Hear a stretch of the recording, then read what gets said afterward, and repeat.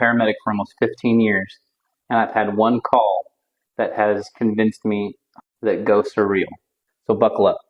I worked for a 911 agency at a call, a Signal 30, and a Signal 30 on the radio stood for an unattended expiring. It took them a while to be found. So in this instance, we got called for a Signal 30.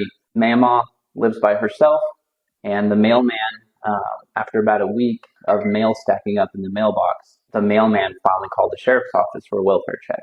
The sheriff's office got there, found that Mama had expired, and so they called us, and we have to confirm that she had expired. Of course, it was hot. She had been in there for a little over a week. She had a pet.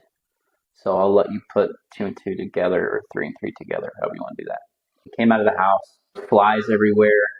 I put some vapor rub in my nose and put a mask on, so I was taking that off. And I look across the street, and there's like a row of mailboxes across the street. So like everybody on that street gets their mail from the same spot.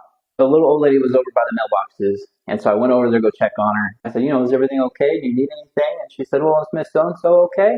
Mama that expired, she's, I think the ME came back and said that she had been gone for about 7 to 9 days so far. So just keep that in mind.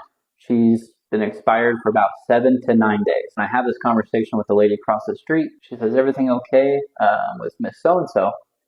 I said, no, unfortunately, she's gone. She said, normally we come out here and check the mail, but we do every day at 5 o'clock and kind of, talk for a few minutes, and then we go our separate ways. She said the past 4 or 5 nights, all she's been doing, she noticed that Mama was at the front window of the house gesturing to come inside. And that was last night, and the night before that, and the night before that. And Mama has been gone over a week.